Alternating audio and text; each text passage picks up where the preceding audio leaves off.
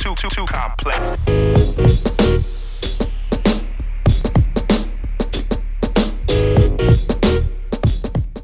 ¿Es Marc Gasol el mejor pívot que ha tenido LeBron James en toda su carrera? Hoy vamos a partir desde esta premisa, desde esta pregunta, como uno de los primeros vídeos del canal, para hablar un poquito, aquí Sergio Rabinal y servidor, de Marc Gasol, uno de nuestros españoles en la NBA, que esta próxima temporada va a jugar con Los Ángeles Lakers, los campeones, al lado de LeBron y de Anthony Davis. Y esto nos trae varios temas, varias preguntas. Por ejemplo, ¿qué trae su juego a los Lakers? ¿Cómo van a cambiar los Lakers? Y por supuesto también queremos ver en ese ranking de pivots que ha tenido LeBron a lo largo de su carrera, ¿dónde se situaría el español?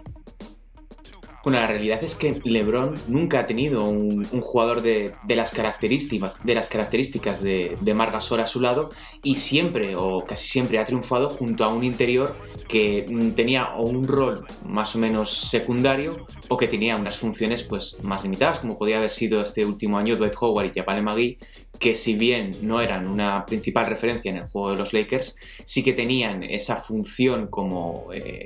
ejecutores o facilitadores para LeBron y Anthony Davis,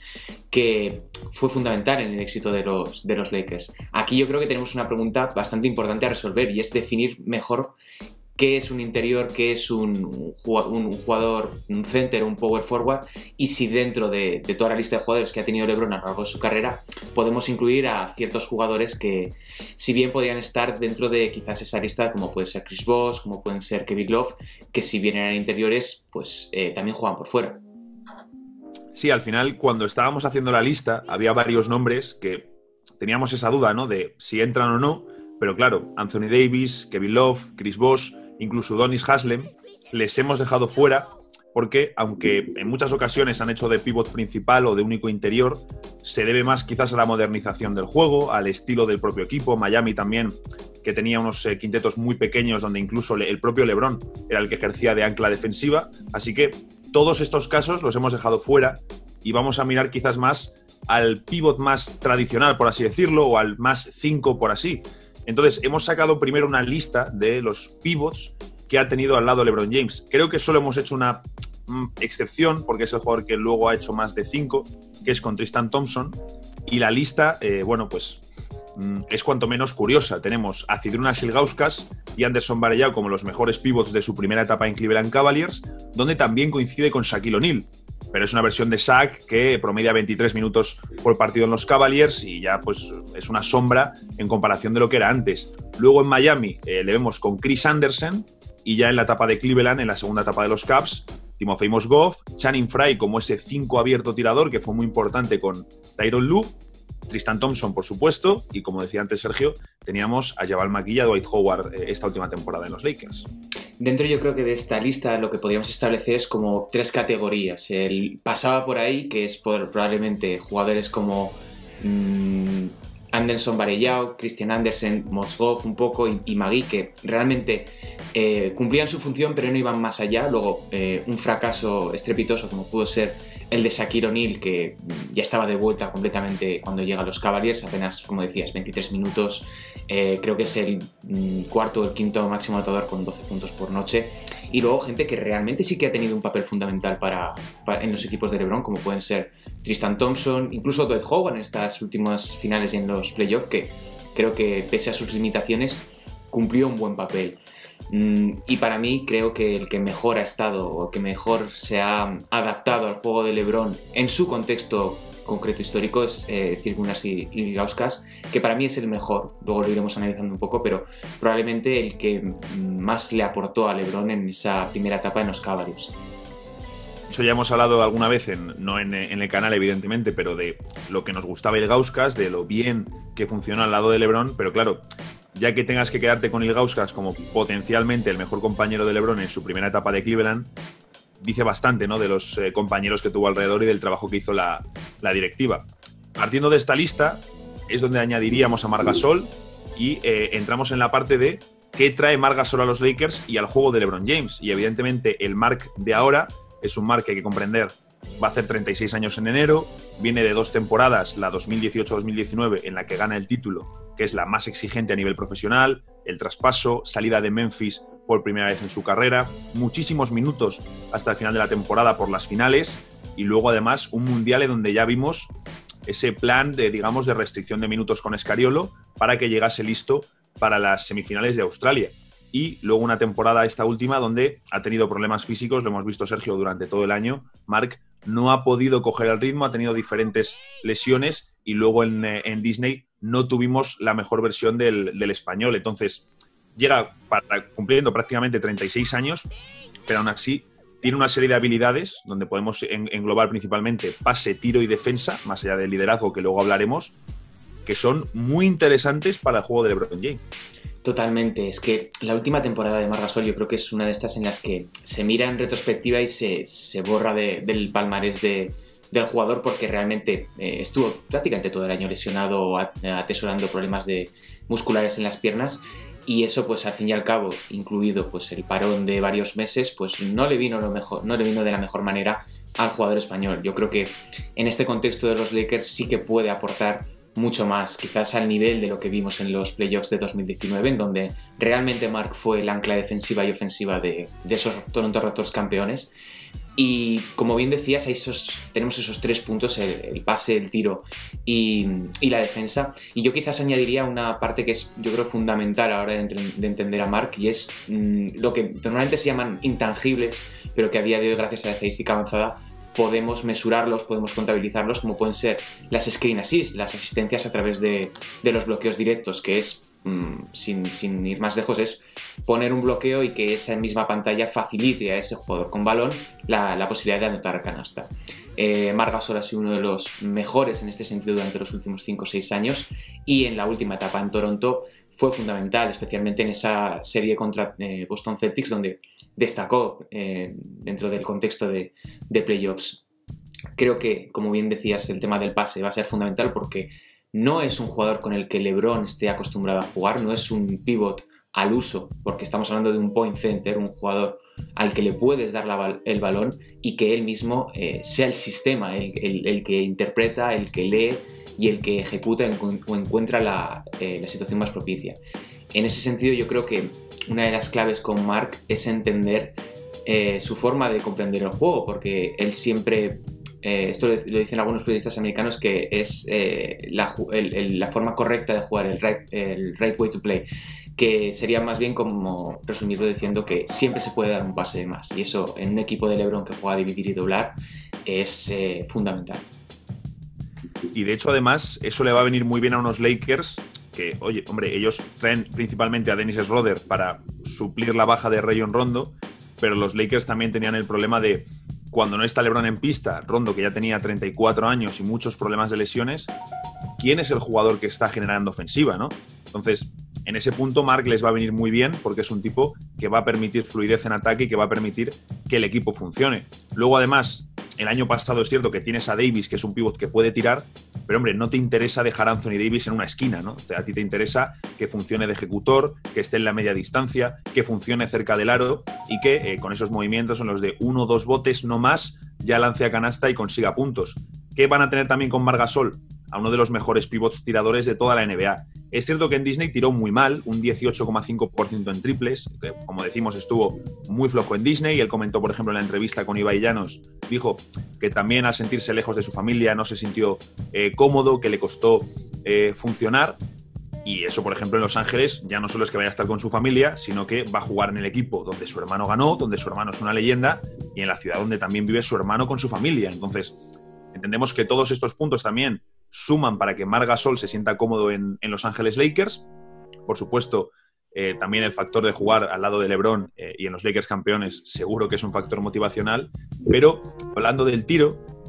estaba buscando antes el cuadro de tiro de Marc Gasol y salvo en lo que es el propio alero, el 45, donde tiene porcentajes del 33%, un poquito por debajo, hablamos de unos porcentajes excelentes, tanto desde cabecera como las esquinas. Lo tenía por aquí mismo, es un 42,7% esta pasada temporada desde cabecera y un 42,9% en las dos esquinas. Esto es un arma tremenda, tanto para el pick and pop con LeBron James y lanzar desde cabecera, o los triples en transición, que vemos que es un arma habitual de Marc Gasol leyendo la defensa, donde baja el pívot y se queda él en cabecera para lanzar, Y luego, por supuesto, en las esquinas, ¿no? Al final, si pensamos en un potencial quinteto titular, por ejemplo, con Schroeder, LeBron, KCP, Davis y Marc Gasol, el poder tener a KCP y a Marc Gasol abierto en la esquina le dará un espacio tremendo a los Lakers y un arma que a priori, incluso bajando los porcentajes del año pasado, sigue siendo uno de los mejores pivots tiradores. Y esto es algo que los Lakers no tenían el año pasado en ninguno de sus jugadores. Completamente, es que te permite formar una dupla con Anthony Davis y con Marc Gasol al 4 y al 5 que difícilmente puedas encontrar una conjunción de jugadores tan devastadora en ambos extremos, porque estamos dejando de lado una de las claves de Marc Gasol y es la defensa, porque es más allá de que fuese el defensor del año en 2013, es un jugador único dentro de sus características, porque abarca un amplio espacio, porque es gigante y al mismo tiempo tiene un desplazamiento lateral magnífico. Estamos hablando de que Marc Gasol fue el mejor defensor del pick and roll de continuación de toda la NBA, permitiendo prácticamente, tengo el dato por aquí, 0,90 puntos por posesión y dejando a sus rivales en un 39% en tiros de campo. Y es que además viene a solucionar uno de esos problemas de los Lakers, y es que fueron la quinta peor defensa colectiva en situaciones de este estilo, en pick and roll, permitiendo prácticamente 1,22 puntos por posesión y por encima del 57% de acierto en sus rivales. Es decir, Marc Gasol no solamente viene a producir en ataque para suplir carencias que pueden tener los Lakers al no tener un base puro por haber perdido a Rajon Rondo, sino que además añaden a un jugador que puede ser fundamental en la defensa del pick and roll en flat, con el interior hundido,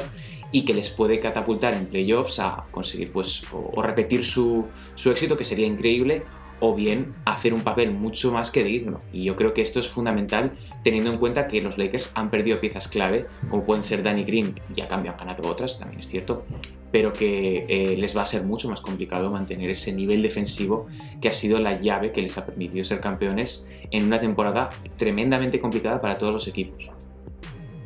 A mí sí que hay un punto donde, más que dudas, bueno, sí son dudas y tengo ganas de ver lo que hacen. Al final, los Lakers del año pasado, ya lo dijo el propio Anthony Davis, a Davis le gusta tener ese 5 al lado que le proteja en temporada regular, donde no tenga que exigirse tanto físicamente, y a los Lakers también les interesa, porque al final Davis es un jugador que ha sufrido bastantes problemas físicos hasta llegar a los Lakers, donde se ha mantenido bastante sano y donde también LeBron James le ha ayudado con sus rutinas personales de nutrición y de tratamiento para poder estar bien físicamente y llegar a playoffs, pero tú en temporada regular necesitas esa figura que le cubra. Y en temporada regular el año pasado tuviste a Jamal McGee, que para esos 82 partidos hizo un papel notable más para que lo que necesitaban, por supuesto. O sea, que te venía muy bien para eso. Y luego tenías a un Howard que en tramos de 19 minutos, porque no promedió más, fue uno de los pivots más efectivos de la liga y también tenía ese papel de enforcer, de salir y usar las faltas. Pero claro, ahora cambian totalmente de dos pivots grandes que juegan por encima del aro, utilizaron muchísimo sus bloqueos y sobre todo jugar esos alley-oops, lo vimos muchísimo en las pizarras de Frank Vogel, con ahora dos pivots, Marc Gasol y Montrezl Harrell, que no juegan por encima del aro. Entonces, son dos pivots distintos y sobre todo, al final Marc, como decimos, va a hacer 36 años, viene de una temporada con lesiones y querrá después jugar los Juegos Olímpicos de Tokio. Entonces, uno a priori piensa que Harrell, evidentemente viniendo de ser sexto hombre del año, tendrá más minutos en temporada regular que Marc Gasol. Pero quizá Harrell no es el mejor encaje para cubrir la espalda de Anthony Davis. Es un pivot bajito que no destaca especialmente atrás. Entonces, los Lakers están obligados a cambiar su estilo de juego al pasar de McGee y Howard a Gasol y Harrell. Me gustaba mucho una apreciación que hacía Andrés Aragón del Mundo, que decía que los Lakers van a pasar de jugar un baloncesto vertical de arriba abajo, como decías, con los alley-oops, a un baloncesto horizontal con Marc Gasol, en el que el balón se traslada a la cabecera y desde ahí pues se pueden encontrar muchísimas más opciones. Sobre el tema de Harrell, yo creo que es lo que dices, les va a venir muy bien para la temporada regular, pues un jugador bastante correcto, muy bueno a 82 partidos y que siempre suma puntos y aporta en cuestiones de bloqueo directo, de rebote, pero que no se caracteriza por ser un defensor brillante. Tampoco es malo, no estamos hablando de que sea un agujero en defensa, sino que es un jugador correcto en defensa, que cumple su función y ya, que tampoco no hace falta calentarnos mucho más la cabeza con Harrell. Pero creo que sí que les puede dar cosas que no tenían, y es que los Lakers se han rearmado muy bien, especialmente en el juego interior, porque si ves las alas y el puesto de base, apenas ha cambiado mucho. Han añadido a Wayne Ellington, no, han añadido a Wesley Matthews y poco más. Han perdido a Danny Green, que a ti puede que no sea santo de tu devoción, pero a mí personalmente creo que sigue pudiendo añadir cosas a la NBA. Pero creo que es lo que más les va a ayudar en una larga carrera de playoffs, y que en cierto modo es remar contracorriente dentro de lo que es la conferencia oeste, donde hay infinidad de exteriores y manejadores de un talento increíble, como pueden ser Jamal Murray, Donovan Mitchell, el propio Stephen Curry, o la dupla de los Clippers con Kawhi y Paul George, y que creo que por remar a contracorriente les puede venir muy bien de cara a una serie de playoffs para ser un equipo incómodo. Sí, al final realmente el cambio es Wesley por Danny Green, mantienes a KCP, es decir, vas a seguir teniendo dos aleros enérgicos en defensa. Harrell, aunque no sea el mejor tipo atrás, es un tipo que es un motor constante. En la pasada temporada vimos partidos complicados de los Clippers que él era prácticamente solo el que salía desde el banquillo y le daba la vuelta al encuentro, pero lo hacía desde el ataque. Entonces, tengo ganas de ver un poquito cómo se encuadran ahí, ¿no? Porque al final, si está Harrell, ¿quién se va a coger, por ejemplo, en un Harrell Davis al pívot pesado del rival? Entiendo que Davis, ¿no? Entonces, quiero ver un poquito eso, cómo lo manejan los Lakers, pero volviendo sobre todo a la clave de Marc Gasol, para mí hay otro punto muy importante, fundamental para comprender esto. Marc gana el anillo en Toronto ya siendo un veterano, 34 años, pero él jugó esos playoffs 31 minutos por noche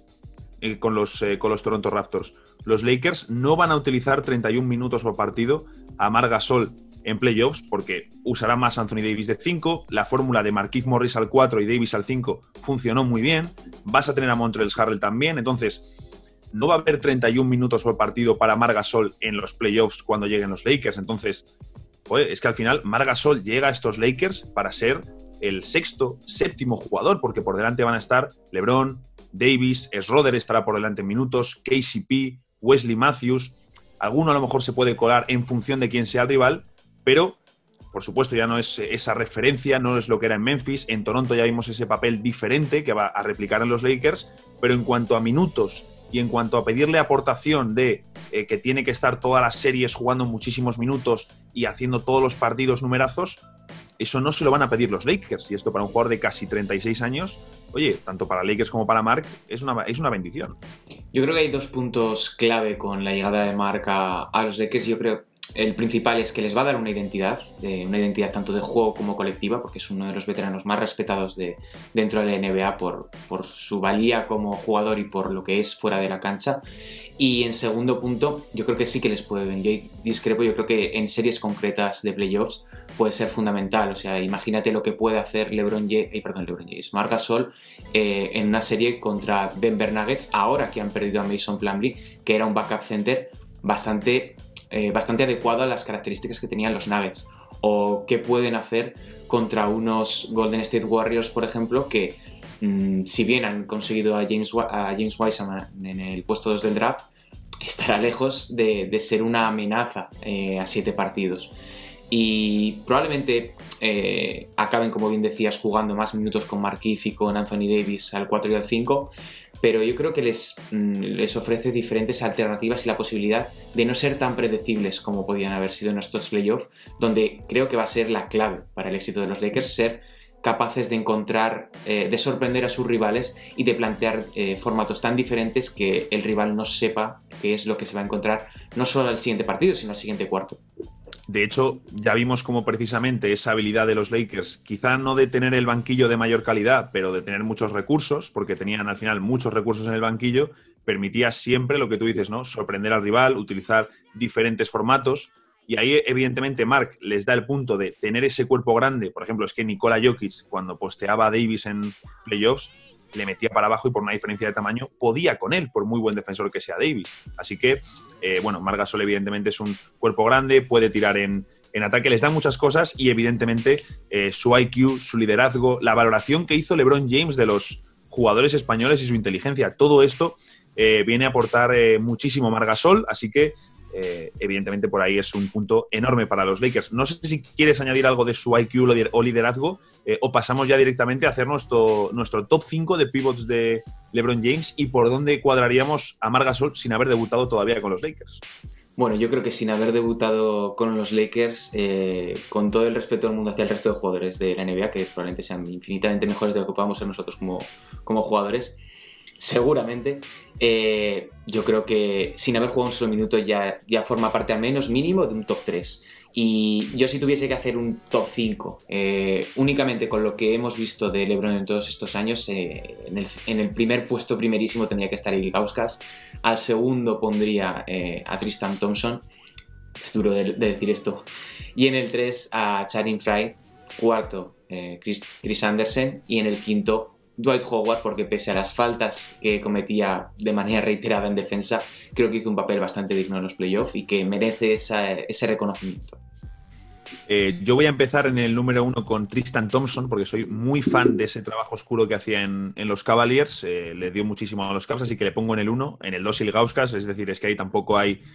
mucho más. Estaba casi por meter a Marc en el top 5 ya, pero yo sí que quiero meter a Timofey Mozgov, porque LeBron James consiguió que ese señor firmase un contrato de 16 millones anuales. Con los Lakers. Creo que merece claro, con los Lakers además, entonces creo que merece su reconocimiento, ¿no? LeBron ayudó al ruso a hacerse multimillonario, entonces tuvo muy buen rendimiento durante temporada y media y eso fue suficiente para que firmase un contratazo. Luego además también tuvo problemas físicos. Meto a Mozgov ahí y luego también cierro con Channing Frye y en el 5 también Howard, que en playoffs además cuando McGee perdió minutos sí que tuvo